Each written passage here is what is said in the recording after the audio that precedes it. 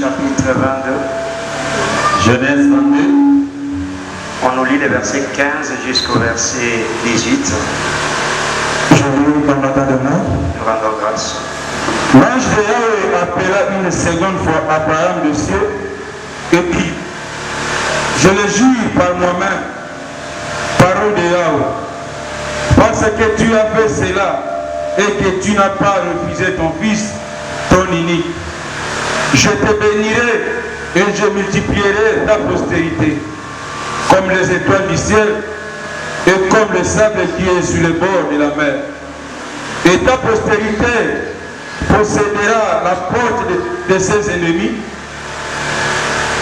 Toutes les nations de la terre seront bénies à ta postérité, parce que tu as obéi à ma voix. Parole d'Élohim. Nous rendons grâce, nous pouvons nous remettre à nos places, que tu bénisses la parole de ce matin.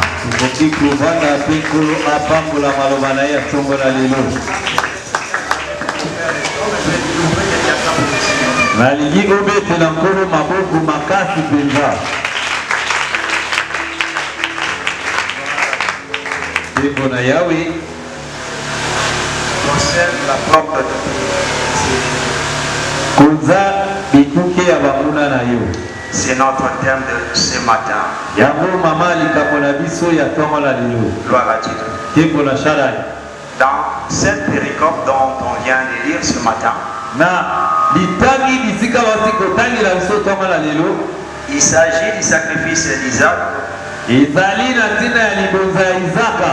Nous le savons comment Dieu avait éprouvé Abraham. Toyebaki ndenge nini nkolo atiaki yabayama na misala. Lui demandant de lui donner son fils unique, il précise celui qu'il aimait beaucoup. Et il précise bien qu'Isaac lui donne aussi les noms pour qu'Abraham ne se dédouane pas de cela.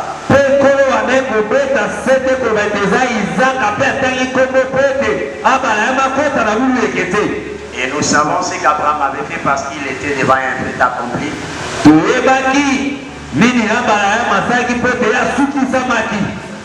Il avait sa femme Sarah qui était stérile. Ils ont attendu longtemps. Enfin la promesse s'accomplit. Dieu donne ses fils.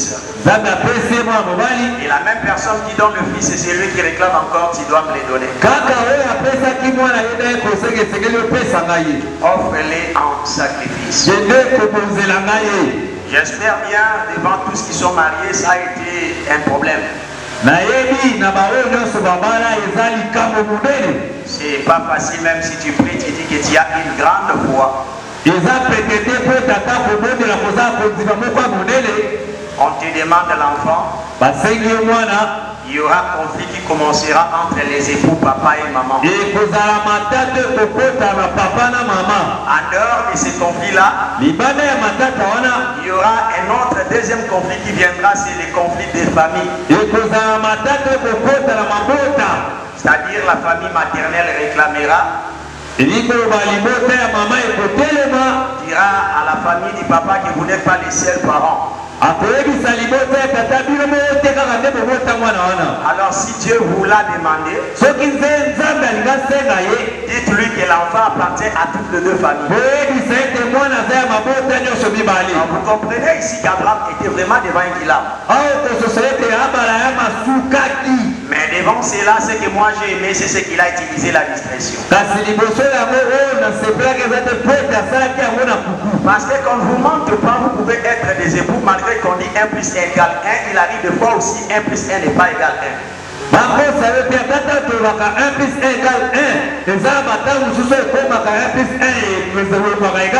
C'est-à-dire surtout à l'égard de ce qui concerne la foi. Tous n'avons pas le même degré de foi. Tous ne faisons pas la même alliance avec Dieu. Abraham, c'est ton Dieu. C'est lui qui t'a apparu. Et c'est lui qui t'a demandé l'enfant.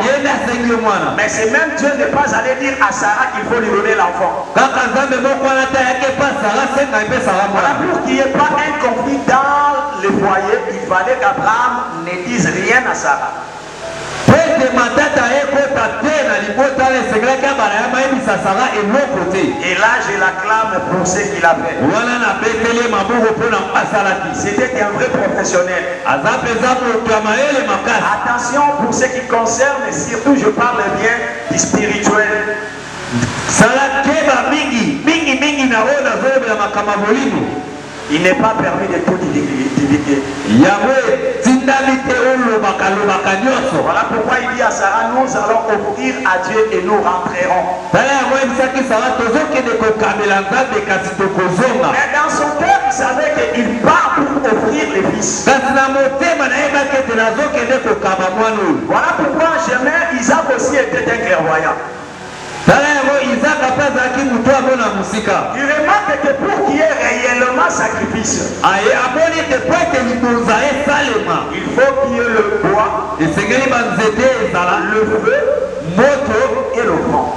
pe na nyama ya C'est kozuba. même là où la Bible dit que là où sont assemblés 2 ou 3, je suis au milieu d'eux. Ya mwana pe biblia elobaka bisika mibale misato basangani naza na kati na bango. Donc c'est pas le fait que quand on est déjà 3 personnes dans l'équipe, c'est ce que Dieu l'annonce. C'est pas ça. Ezalaka te soki toza bato misato wana nde nzambe aza te baposa yo te. Aucun pasteur ne peut vouloir avoir un culte qui n'a que 3 personnes. mobateli pate moko ta kondima kosala mayanga nio bato bazaka ya misato papa. Et quand le Seigneur parlait par rapport à ça, il ne parlait pas seulement de 2 ou 3 personnes. ntango mpona nde kolobela makambo wana nde kolobela mpo na bato misato te. Il voulait parler du feu, du bois et de l'offrande. C'est ça les 2 ou 3. alingaki alobela bakoni moto mpe nyama ya Mais kotuba. Isaac a compris que le but ne peut pas être complet quand il y a le feu, il y a le bois, mais pas l'offrande.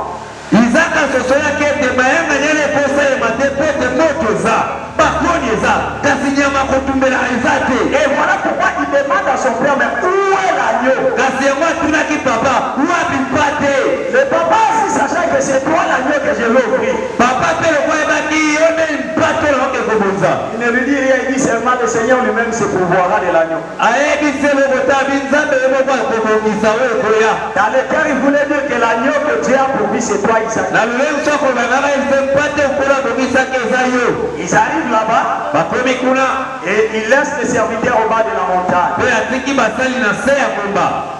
Après, ils vont monter lui et le fils. nsima ye na mwana bamati likolo ya Ils moba. arrivent là, bakomi Abraham prend l'enfant, il commence à l'élever. abana ya bazwi mwana mpe bandi kokange basinga. Il lui fait monter sur l'autel qu'il avait dressé de bois. amatisi likolo etumbelo oyo ataki bakoni. Ah, le fils comprend maintenant que c'est moi-même le sacrifice. wana nde izaka asosolaki nga nde libonza.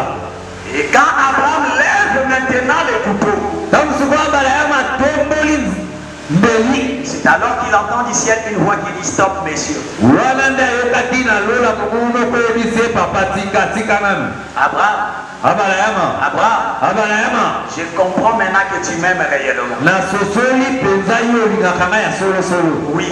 iyo Quand quelqu'un te dit qu'il t'aime, cela ne suffit pas. ntango moto ayebi soki analingaka yo na monoko boyo yango ekoki te. Mais il faudrait qu'il vienne encore un mot que tu m'aimes réellement. esengeli abakisa olingaka nga ya solosolo. Non, c'est réellement là n'arrive que lorsqu'on a fait de preuve d'amour. ya solosolo wana eyaka soki misala ya bolingo emonisami. Voilà pourquoi il dit je comprends maintenant que tu m'aimes réellement. tala yango ntina lobaki na sosoli atelu yo olingaka nga ya solosolo. Tu ne m'as pas privé ton fils. po ete opimelinga mwana yo te. Et remarquez maintenant, tala wa sikoyo après que Dieu ait vu de preuve tangible nsima nzambe komona misala na biso na ye de l'amour d'Abraham, ya bolingo ya bana ya c'est le tour de Dieu maintenant de faire un serment à Abraham. ekomi sikoyo ntango na nzambe alapa ndai liboso na bana ya ma. Puisque tu as fait cela po ete yo osali yango et que tu ne m'as pas privé ton fils, mpe opimelinga mwana yo te. moi maintenant Dieu, nga sikoyo nzakoba je fais un serment. nalapi ndai Je deviens ton serviteur. nakomi mosali na yo. Il lui dit ceci, ayebisi boye toutes les nations de la terre bikolo nyonso ya mabele seront bénies en ta postérité. bakopambolama na se ya kitani na yo Parce que tu ne m'as pas révisé ton fils. po ete opimelinga mwana yo. Je te bénirai et je multiplierai ta postérité. nakopambola mpe nakofulukisa kitani na yo. Comme les étoiles du ciel, comme le sable qui est au bord de la mer. Et il finit pas par là, il dit, la postérité possédera la porte de ses ennemis.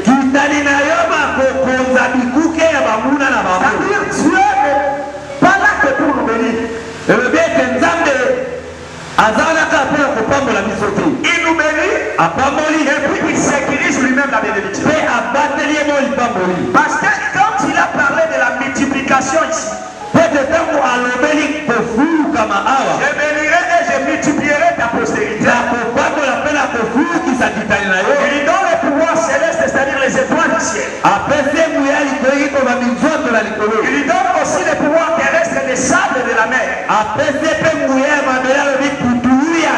Ce n'est pas notre message. C'est notre message dans le troisième point. Mais nous le savons néanmoins que en lui donnant les étoiles, il lui a donné nous les nations qui sommes l'Église. Et en lui donnant les sables qui sont sur la mer, il lui donne le peuple terrestre, c'est-à-dire Israël.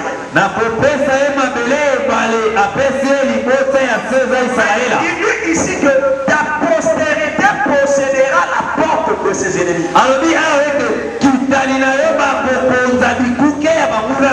Écoutez, c'était très important la chose que Dieu l'a dit ici. C'est que j'introduirai ce matin et nous partagerons pendant toute la semaine avec vous. Voilà pourquoi j'ai intitulé ce thème possède la porte de tes ennemis. Écoute-moi frère, nous avons besoin de portes. La porte c'est l'accès d'entrée et de sortie. Mais notre pays tel que nous sommes a une direction qu'on appelle l'immigration.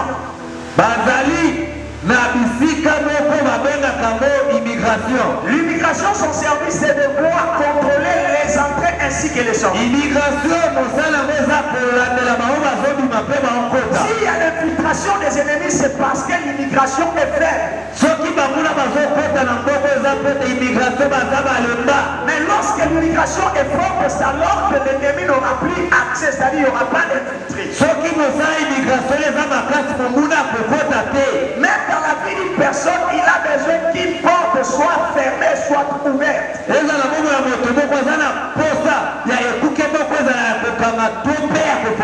vie ambiante qui nous entoure est faite de portes. Les portes pour faire entrer certaines choses et aussi pour faire sortir certaines choses. Mais ici, Dieu promet à Abraham, il dit, postérité possédera la porte de ses ennemis. J'aimerais ici utiliser le terme pour posséder et la porte. Parce que ce sont les mots vocaux qui font la force de ce message. D'abord, quand on parle de posséder, en grec, le verbe posséder c'est échec. Ça se traduit littéralement par avoir. Ça se traduit aussi par détenir. Prendre contrôle. Quand la Bible parle ici de posséder, ça signifie avoir. Détenir. Prendre contrôle de quelque chose. Et ainsi, quand Dieu dit à Abraham ici que ta descendance possédera, ils vont avoir. Ils vont détenir. Détenir signifie quoi? Avoir en sa possession quelque chose.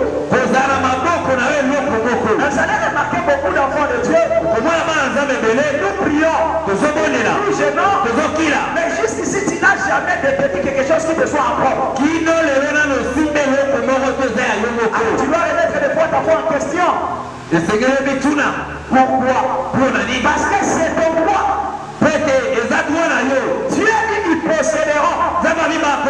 Cela signifie que ce n'est ton droit de posséder certaines choses. Et Mais moi, je suis en train de prier ce matin. Que le Seigneur te fasse grâce d'être possesseur de quelque chose. La demande ne doit pas rester au niveau de la demande. Mais il faut que cette prière soit exhaustive. Ce qui était comme un rêve devient une réalité. Ce qui était comme une demande et que ça devienne maintenant matérialisé. Donc pour cela, il faut qu'en tant qu'enfant de Dieu de Dieu, tu puisses activer ta voix jusqu'à l'enseigne de pouvoir posséder. Et celui qui possède, on l'appelle possesseur.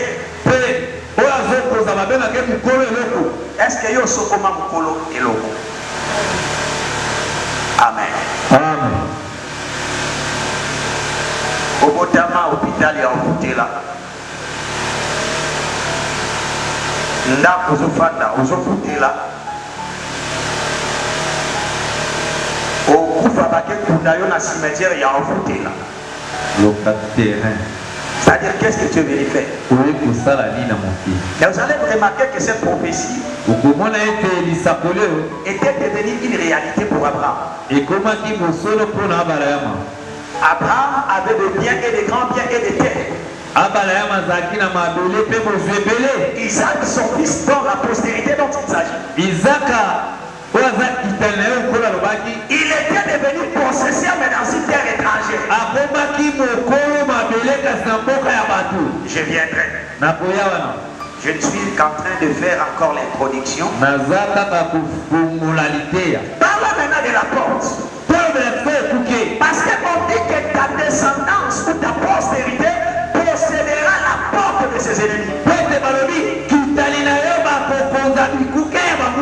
Faire attention lorsque la Bible parle. On ne parle pas des portes.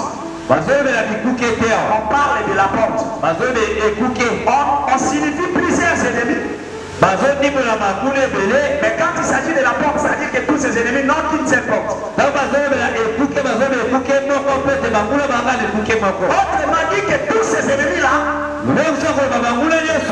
n'avaient qu'une seule porte par laquelle ils sortaient pour combattre et ils n'avaient qu'une seule porte par laquelle ils se rendaient.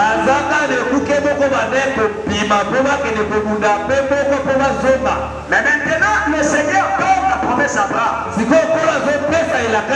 Il dit que cette descendance-là, ils vont posséder la porte de leurs ennemis. Ce n'est pas leur porte. Mais ils vont la posséder. La porte en grec, c'est Tira. Je vais vous donner les significations de la porte. C'est d'abord l'ouverture. La deuxième chose, c'est une opportunité. Oui. Et la troisième, c'est un point d'accès. Je réitère. J'ai dit que le mot porte en grec, c'est Tira. Ça signifie une opportunité. C'est une ouverture. Et un point d'accès. Ça, c'est la porte. C'est-à-dire, quand Dieu disait qu'ils vont posséder la porte, il voulait dire ils vont prendre possession de l'ouverture, les moyens d'ouverture par lesquels les ennemis passent. Les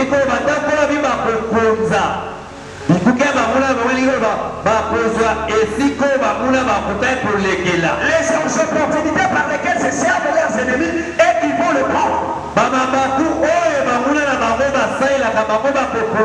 Et le point d'accès de leurs ennemis et ils vont en devenir.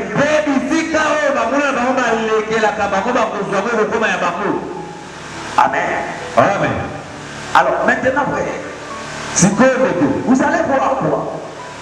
Avant que je puisse entrer dans le message, la même prophétie qu'on donne à la postérité d'Abraham, il donne la même promesse à la femme femme du fils d'Abraham. Le serviteur d'Abraham va chercher une épouse pour Isaac.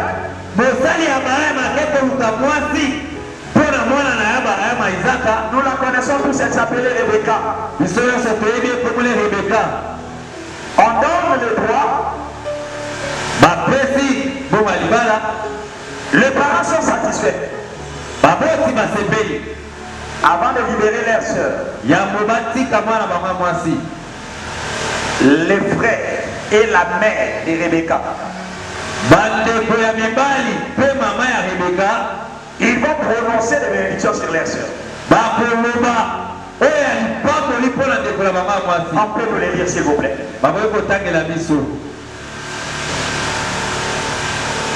La lecture est dans les tables, tu me regardes. Je lis au nom de Shaddai. Nous rendons grâce. Il bénit Rebecca et lui dit, Toi qui es notre sœur,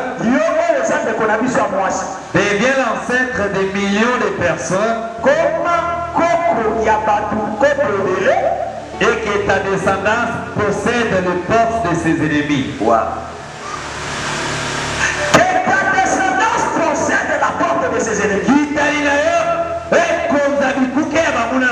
Remarquez qu'après qu'Abraham ait fait preuve de sa fidélité. Ici, ce n'est pas un homme, mais c'est Dieu qui lui dit. Ta postérité possédera la porte de ses ennemis. Or, vous tous, vous le savez que la postérité d'Abraham, c'est Isaac. Parce que c'est Isaac son fils. Mais Dieu promet à Isaac et à sa progéniture de prendre possession de la porte de ses ennemis.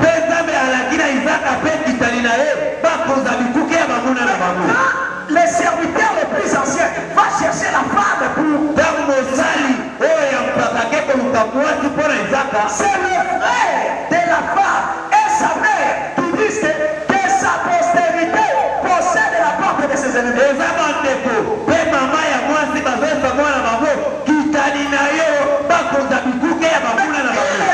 Que cette promesse-là, c'est Dieu qui l'avait fait à la postérité. Ceci signifie que l'homme, quand il se marie à la femme, cela émane de la volonté de Dieu. Il partage les mêmes destinées prophétiques. Voilà pourquoi tu vas voir la même bénédiction d'Isaac et la même bénédiction que Rebecca s'il y a trop de divorce, s'il y a trop de séparation, est-ce que les mariages qui se font, ce sont des alliages contre nature? C'est-à-dire tu veux marier les frères avec la jupe. Tu viens de les voir pas ensemble. Mais le gens dont Dieu a prédestiné, ils partagent le même combat, ils partagent le même victoire, aussi les mêmes promesses. Voilà pourquoi moi je conseille toujours, si tu as des promesses de Dieu, si tu as des promesses, quelqu'un qui n'a pas de promesses va apporter des promesses. Oui. Voilà pourquoi tu vas remarquer dans la Bible, lorsque Marie apprendra que Élisabeth aussi est grosse, elle a quitté de là où elle était. Elle est allée visiter sa soeur. Parce qu'elle savait que les femmes qui ont des grossesses, c'est supportent les caprices. Jamais les caprices de l'une ne peuvent faire mal aux caprices de l'autre.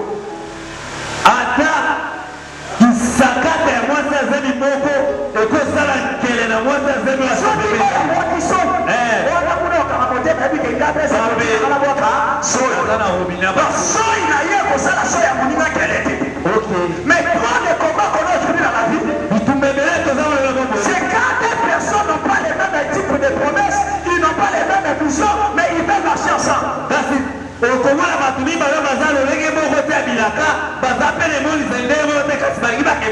Mais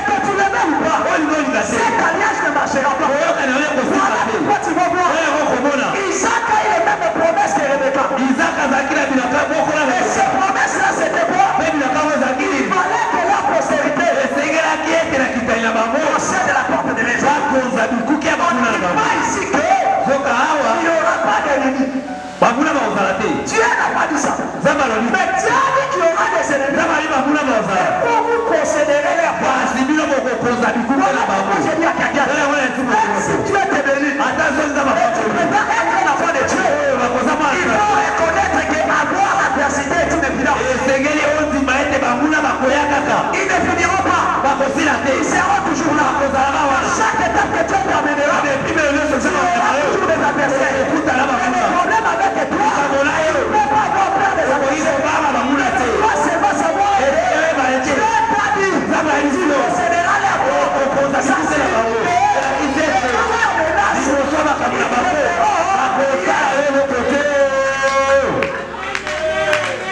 Moi j'ai toujours été contre tout évangile terroriste. Comme si les ennemis sont plus forts que nous. Non, non, non, non. Que tu les veuilles ou pas, il y en aura toujours. Dans nos familles, ils seront toujours. Nous sommes comme un tremplin. Nous sommes comme un tremplin. C'est que nous savons que ils seront là. Ils feront la guerre. Ils sont là pour nous faire. C'est là qu'il a dit. Ils te feront la guerre. Si tu ne comprends pas, qu'est-ce que moi je veux? Qu'est-ce que moi je veux? Je ne veux pas avoir des ennemis. Pour avoir des ennemis. Je veux avoir des ennemis. Mais quand tu veux me combattre, moi je suis le vainqueur. Donc on connaîtra la victoire. Comment veux-tu que David soit connu de Saoul s'il n'y a pas Goliath? Il faudrait qu'il y ait un Goliath. C'est alors quand David dira que je vais l'affronter. C'est alors Saoul se demandera qui est ce jeune homme? Mais qui est-il fils? Pour dire quelque part que Goliath est une bénédiction pour David. Goliath azalaki lokwa panneau publicitaire à David. Toi aussi tes combats font ta force. Ça tes combats, comment on connaîtra que tu as tout? Soki bitumba eza te bakoyeba ndenge nini oza nzambe. Ça tes combats, comment sauront-ils que réellement tu peux?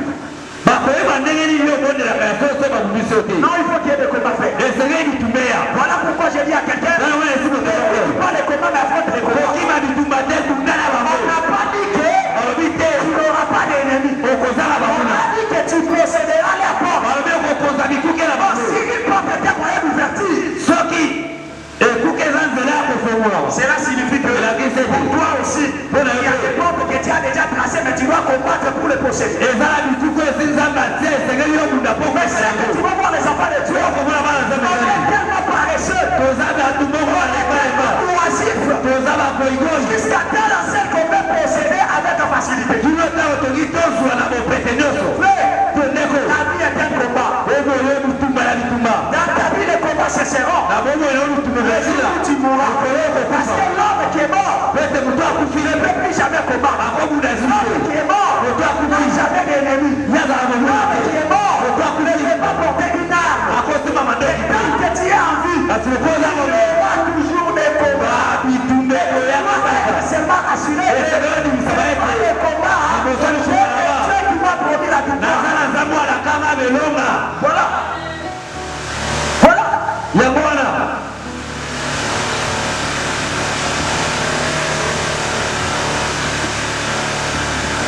Maintenant, remarquez. sikoyo totala Quand je parle d'Isaac, tala nazolobela isaka awa qui est la progéniture d'Abraham, oyo aza kitani ya abalayama. il est l'époux. Il est l'époux. aza mobali ya libala. Et nous remarquons cette même promesse devenir un acquis pour l'épouse qui est Rebecca. tokomona elaka moko ekomi eloko oyo ya rebeka. Rebecca l'épouse. rebeka aza mwasi. Cela signifie que yango elakisi ete si Isaac est l'époux, soki isaka aza mobali ya libala, donc Isaac est le type du Messie.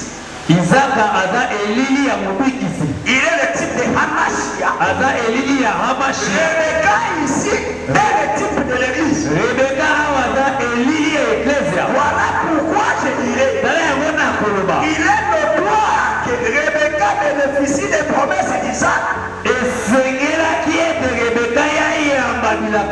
Parce qu'il est écrit dans la Bible. Tel qu'il est. C'est tel que nous sommes. Qui sommes-nous? Nous sommes l'Église. Qui est l'Église? C'est l'épouse du Christ. Si je dirais que l'Église bénéficie de toutes les promesses de l'Adonai. Remarquez maintenant pour comprendre ces choses. Matthieu chapitre 16. Matthieu 16. Verset 18 à 19. Matthieu 16, 18 à 19. Parce que tu vas me dire que c'est une promesse qui m'a faite à l'ancienne alliance. Mais remarquons dans la nouvelle alliance, qu'est-ce que le Seigneur dit aussi? Amen. Et moi, je te dis que tu es Pierre, et que sur cette rocher, je construirai mon église, et les portes du séjour de mort ne l'emporteront pas sur elle. Je te donnerai les clés du royaume des cieux. Ce que tu lieras sur la terre aura été lié au ciel. Et ce que tu délieras sur la terre aura été délié au ciel. Parole de Shaddai. Voyez ici. Ce qui se passe. Le Seigneur pose la question à ses disciples. Qui donc que je suis?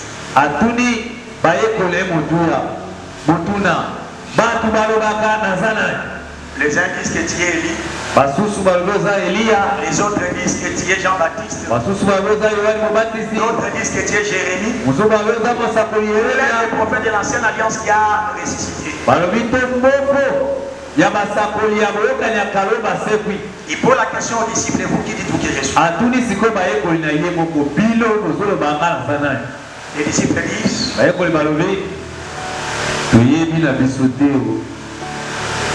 Pierre lui regarde. Il dit, tu es le Messie, le Fils du Dieu vivant. Le Seigneur lui regarde, il dit, Pierre, fils de Jonas, ce ne sont ni la chair et le sang qui t'ont révélé ces choses. Mais c'est mon Père dans le ciel qui t'a révélé. Vous dites que Pierre, en tant qu'être humain, ne pouvait pas voir la révélation de qui il était.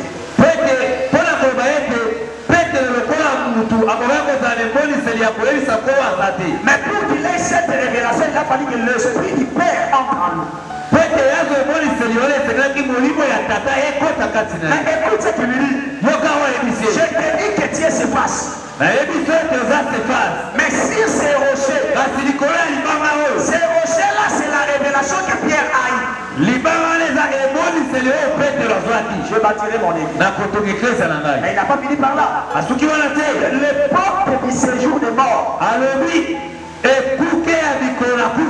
ne prévaudront point contre elle. Le verbe qu'on a utilisé là-bas, c'est prévaloir. Prévaloir veut dire en français prendre de l'avantage. C'est-à-dire ici la Bible veut dire l'église dont le Seigneur a bâti, les portes du séjour de mort ne domineront pas sur l'église.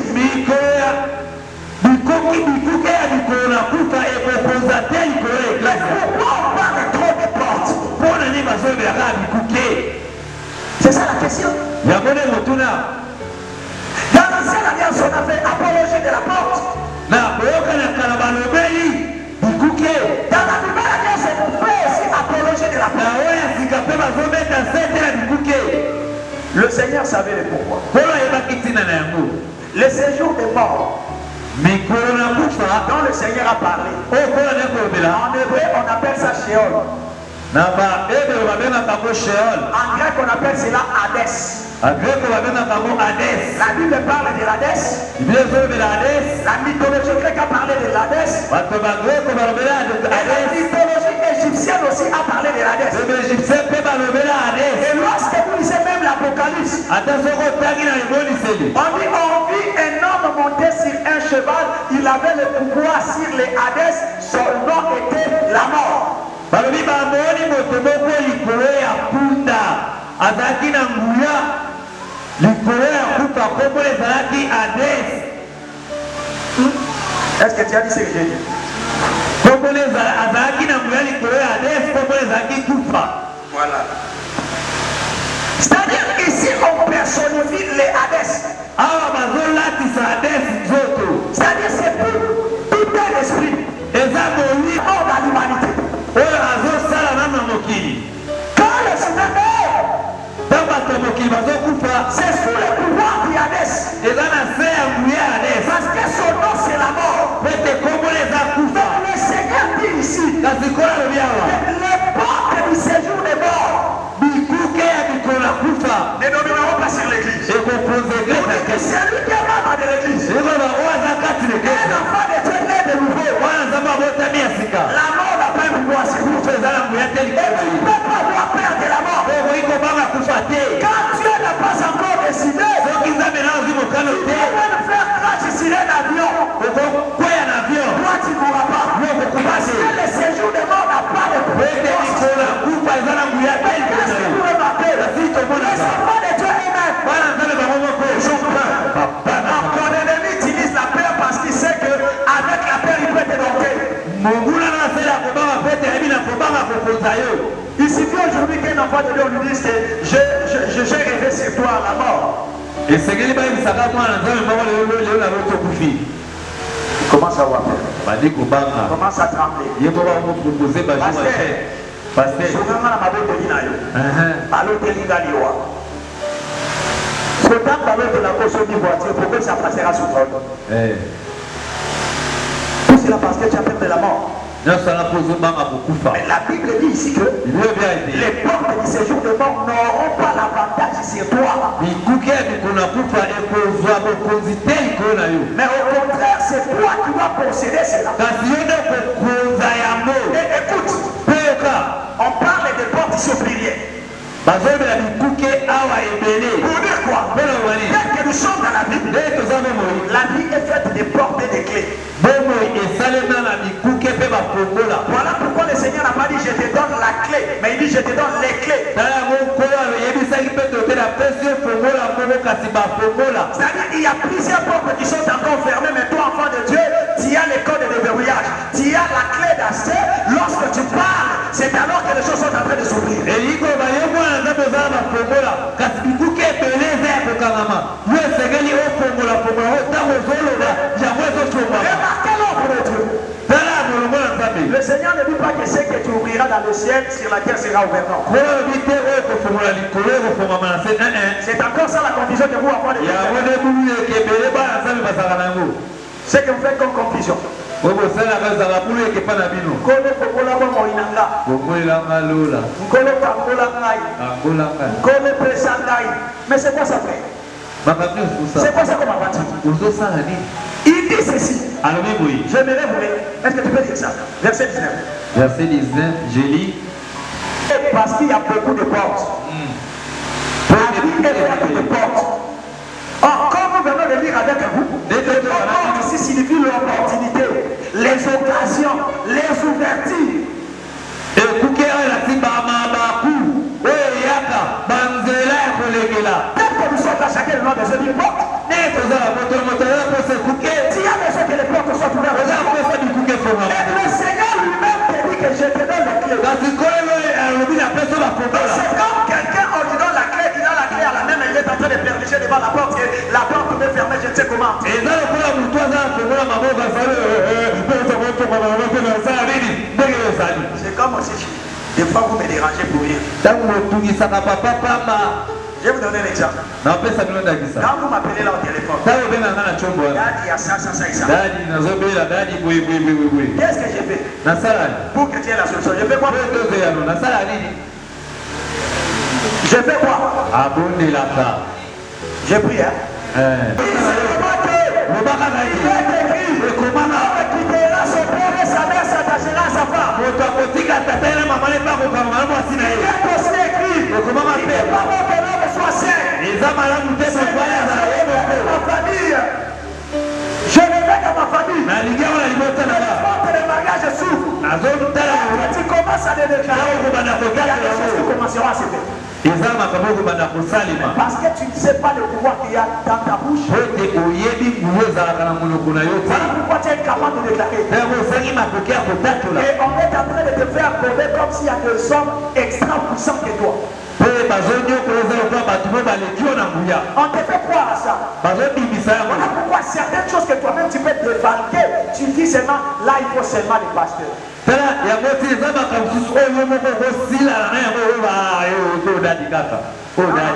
Non, non. La différence entre le pasteur et toi, c'est que le fait que Dieu l'a donné, la parole que toi tu n'as pas. Il a une connaissance que Dieu lui a donnée pour pouvoir édifier ta foi. Maintenant, pour ce qui concerne le domaine des miracles, frère, nulle part on a dit. Et ça, ce n'est que le pasteur qui va le faire. Il est écrit dans la parole. Voici les miracles qui accompagneront ceux qui auront. On n'a pas dit que voici les miracles qui accompagneront le pasteur. Il y a des églises. On a déjà qui vivent les miracles. C'est parce que vous-même vous ne voulez pas activer cela. Mais je vous dis vrai. On appelle ça un exemple. Frère Trésor, on attend Bagana Chazak. La monnaie comme ça, pour ça, la retraite, Bobo de là. Ngana Pandana Nabo de la Tchad. Mokolonzamba pesa na conviction na sambe la ponaye. Na kosambe la pa osala nini aobika. Yako te frère Trésor. Yako papa. Mais est-ce que nous va ingana muya ole kamino? Bino monde bondoba utandile kila ndo wakana histoire de liboma. Akomina ba chena force akoma kina mazo kata ma de l'église. Ya souci na kobanga elati bino. Maintenant si on a une confiance moko inébranlable que ce kana yena meki. Dada. Et aussi là. Et on a dit que bino pena bino na ba serviteur au gêner. Merci. Il me reste 15 minutes. OK. La Bible n'a pas ça. Bonjour, je n'ai pas la bête à bani.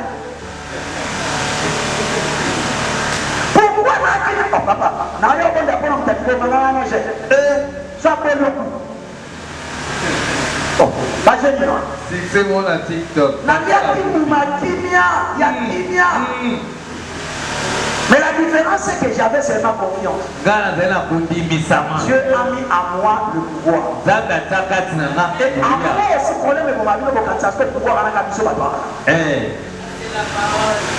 ils sont dans la tête. N'importe quel enfant de Dieu. Quand il est dit que voici les signes qui accompagnent. On sait que ce verset-là. La commission là, moi, on a dit que pasteur Jonathan va passer. Papa, ils ont un cadre. La vie va gêner pendant 3 jours. Papa, va se gêner dans la zone d'amis. Ok. Mais on a un colon à soigner. Nantika va me faire prière depuis longtemps. Dieu n'a pas fait. Na pas dans l'église, bango va prier. On a poussé c'était dans notre chat dans la téléphone. Quand vous allez avec Koki, na petit na Kami porte. Na ebo kimole basi. Nasa qui tente il est là. Azar. Et ça n'a même pas 30 minutes. Et vous la comme les autres normal, t'as comme normal. Si tu as pas deux années à l'église, tu as peine à la retraite à si les lots. Parce que l'eau n'est pas mal au désert. Comment on t'a pas. Non, comment on m'a raté ou à la mouilla. Donc là il a mis ma gueule à la mouilla. Il y a pas la mouiller tout ça. Amen. Il a quand ça la formule magique ça. Et OK. Il faut être têtu. C'est vrai ça mon tomato il m'a dit. Dans l'église ici en face, où il a pas de manière. Pendant la même heure, on a bête à ma patrie. Michael, bête au samedi, vous t'avez reconnu. Bête à matin, portail. Dès quand on continue à l'eau. Aïe, on a dit colo. A ressenti. Azolo va kuna ngaya na zoyo. Merci bien cher, ma dimera zo trala konanga. Est-ce que tuna samona ngati? Mais le monde appelle arabe na moi du lobo na moi di keni ki a solo. Na bien ça qui biloko nini? Ya solo. Kwa tinda benaka ke de dawa. Ah. Au mon prophète c'est pas ça peut être pas quand que Dieu n'a pas. So pas pourquoi le bani simbanga. Bon d'abord personnellement na plutôt la parole n'importe quoi de la bataille. Parce que tu ne veux pas. Ton ennemi utilisera toujours la peur. Si on s'en va de péché, l'ennemi n'a pas avantage. Amen. Il y a une affaire dans la place, juste place pour frère à la famille. Quand tu es béni, répandu, et te dit, prophète, c'est pas ça, pas des poteaux, mais la vie, Nasi. Mais quand tu n'as pas de place, quand tu es béni, les autres qui t'ont dit. Pour nous dire, Marana, tu l'auras dit. Nada Satan et moi, il a dit, ben, je ne crois pas d'abord.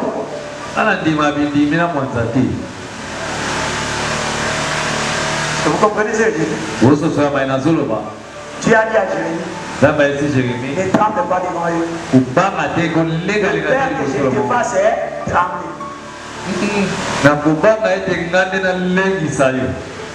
Kobanga tête poso na bango nokite kanzabe na rolengisa yo. Dans la partie où tu as peur, c'est la partie à laquelle l'ennemi utilisera plus.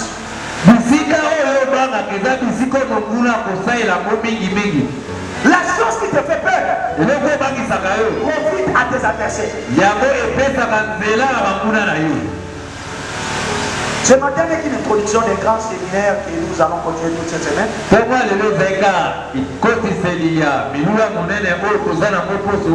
Acceptez que je respecte monsieur le réalisateur.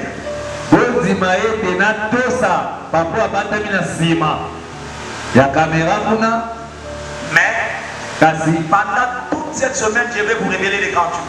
Pour que tu comprennes qui tu es. Ce n'est pas n'importe qui. Il faut que tu saches seulement utiliser le potentiel que tu as mis en place. La Bible dit que Dieu t'a dit, je te donne les clés. Toi, tu cherches ces clés là-haut. Il a dit lui-même qu'il te l'a donné. Si tu n'es pas en train de les utiliser, c'est qui veut dire que toi-même, tu n'utilises pas ce que tu as mis en place.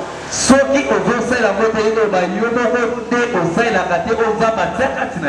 que Moïse gardait le bâton entre ses mains, il ne saurait pas que c'était un serpent. Mais pour que ça devienne un serpent, il fallait qu'il le jette à terre. C'était à partir de ce jour-là qu'il a compris. Marcher avec les serpents. Ce qui est caché à toi ne servira pas. Ce n'est que quand tu le verras sortir. Alors tu comprendras ce qui est en toi. Tu es le riche. Tu n'es pas n'importe qui. Je vais finir par un verset.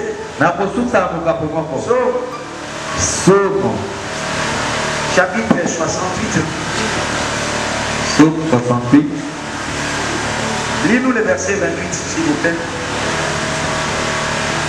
Psaume 68, 28, je lis au nom des Shaddai. Grâce.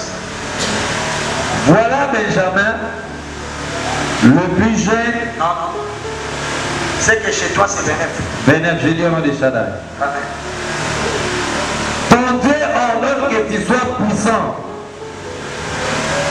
Fortifie, ô Dieu, ce que tu as fait pour nous. Parole de l'Adonai. Ton Dieu ordonne que tu sois qui? Puissant ou fort. Ton Dieu ordonne que tu sois qui? Puissant. On dit que tu sois faible. On a dit que tu sois pleurnichard.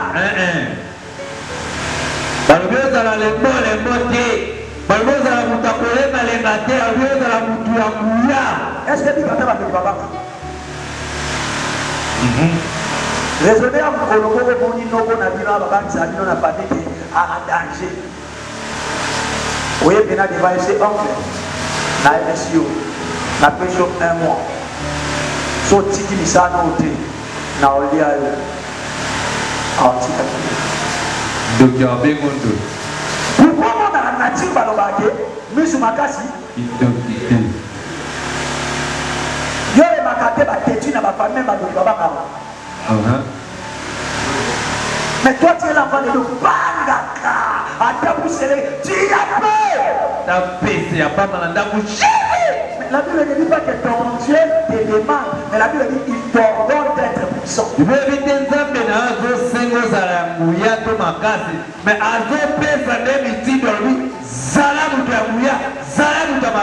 ça que j'ai toujours dit aux frères ici. L'enfant du lion s'appelle le lionceau. Ma père, la Bible n'a pas enseigné ma ramonté. Il a souvent au bas malade. Au bas malade.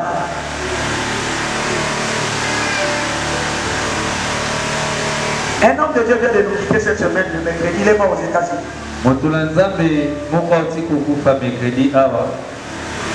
Nakomara lokola conseiller spirituel à la famille. Et bien ça m'a dit, comment komara boko nazo le kaka nauti na re nazo ya namona mwana mwa pesi shalom papa la shalom upa papa ko le kaboje kotana na ndakuna tona kabo akota ko ekuta mwana pasteur ya pasteur a kumene 5 ans na mikondo ala l'église partout. Mais moi na kofi. Na bebata ki de koto fadi ka bwana shamba to kagangi babu. Ala ataba niwe zalala. Ya boiti. Alors lelo to ça lelo katabita dokas. So ki Pierre aya wate to kutelo. To bandina bango prière de 18h. 22h. Moi, on a la pratique. Parce que mon moto n'a pas de la pratique. Parce qu'on a mon appel au président qui a mon volonté. Au lac ici, ma foi, si vous le voyez, ça va manquer. On a pas quitté. Ok, il est mort. Mais nous voulons dire que c'est là, le laisse au moment. On appelle ça le lit à quel point on est na canapé. Mais à part le lit, à part na tapis. Biso non so la pepe qui maille. Mais esprit on a qui tient na bossa minoté. Ke ba esprit non se kande moté. Esprit ya bangala pe bazali. Wa pena molimo me ya mbunza. Robe ngana zo ba atikanga. Mwana nzote komi mal